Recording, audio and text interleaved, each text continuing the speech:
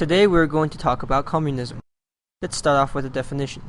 Communism is the political system where the government controls everything and provides most everything for its citizens. Swag.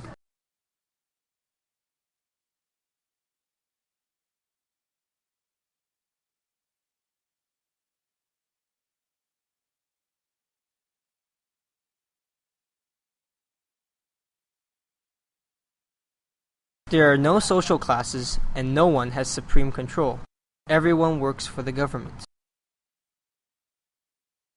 The idea of communism was established by Karl Marx and Friedrich Engels in their book, The Communist Manifesto.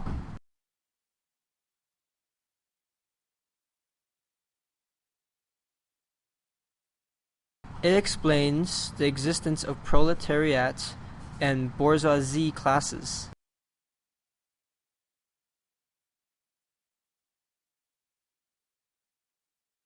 The proletariats, or working class, are oppressed by the bourgeoisie, or business owners. When the oppression becomes too great, the proletariats will rise up and overthrow the bourgeoisie.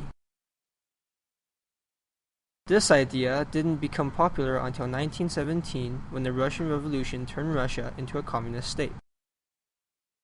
Later, Russia supported Mao Zedong, who led the Communist Revolution in China to establish the People's Republic of China, or PRC, also a communist state. After the Chinese Communist Revolution in 1949, China became the Communist People's Republic of China. 1 year later, the Korean War broke out. American forces gained a lot of ground. But when Chinese forces arrived in the war, American forces retreated. Near the same time, the PRC was helping the Viet Cong in the Vietnam War.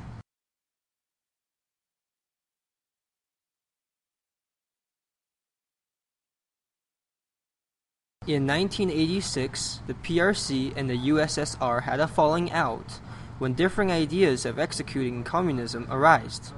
This divide in ideas eventually helped Richard Nixon in his pursuit in Sino-American relations.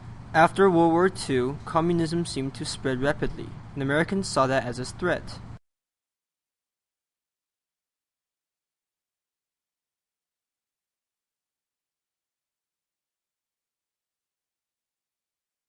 Harry Truman created the Truman Doctrine to stop communism influence in mainly Europe and specifically Turkey and Greece. Later on, the Marshall Plan added to the Truman Doctrine. He also created the domino theory.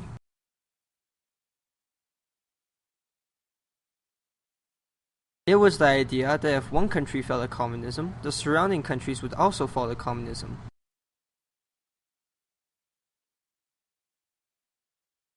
This idea is the motivation behind the Korean and Vietnam Wars.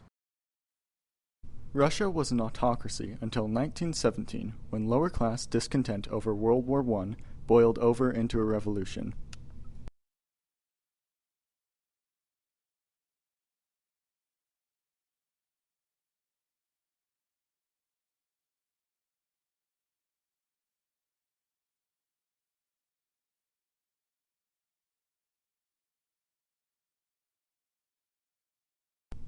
After Lenin died in 1924, Stalin took over and established the USSR as we know it, with secret police, an absolute ruler, and an active attempt to control the lives and thoughts of its people. At the outset of World War II, the USSR was an ally of Hitler's Germany, but soon after, Germany turned and attacked the Soviet Union. The USSR changed to the Allies, and as they invaded France, Russia pushed back through lost territory in Eastern Europe. After the war, the Soviet Union helped set up government in the territories it had taken over. The governments it created were communist and heavily influenced by Russian politics. This buffer zone of satellite states, intended to guard against the capitalist world, was referred to as the Iron Curtain. It was interpreted by the West as an encroachment and led to such plans as the Marshall Plan. This led to a period of increased hostility with the West, as the Soviet Union and its allies receded into themselves behind this Iron Curtain. The US and USSR competed with each other fiercely, spending millions developing arms that granted momentary advantages for the war they believed was inevitable. They also competed in the space race, a competition for prestige and control of the skies. Russia accomplished early victories like the first satellite and manned flight. In the end, the USSR's corruption, massive debts, and resistance created by the oppression of its peoples and that of other nations overwhelmed it. By the end of the 1980s, Soviet Russia and its satellite states had all collapsed. The big four leaders of the Soviet Union are Joseph Stalin, Nikita Khrushchev, Leonid Brezhnev, and Mikhail Gorbachev. Capitalism and communism differ in almost every way possible. Capitalism takes by individualism and the betterment of one's own placement in society,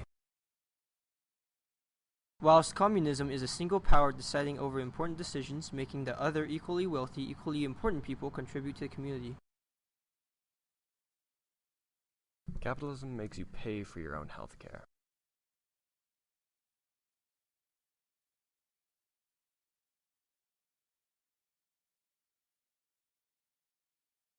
Whereas communism gives it to all its citizens.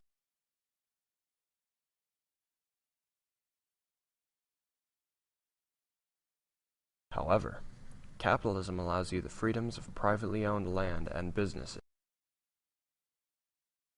Meanwhile, everything in communism belongs to the state.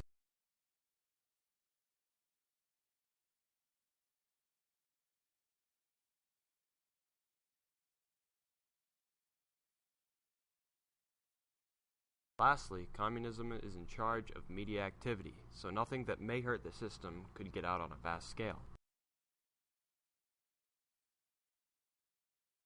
Yet capitalism allows just about anyone to express their opinion and expose any government plots. The Bay of Pigs was a direct assassination attempt by the CIA against communist leaders in Cuba. After being led astray by the upset people of Cuba, the attempt failed miserably. The Cuban Missile Crisis, another exhibit of capitalist and communist tensions, was the biggest intimidation tactic via arm flexing with nukes instead of muscles. After JFK pushed nuclear weaponry closer to Russia's border,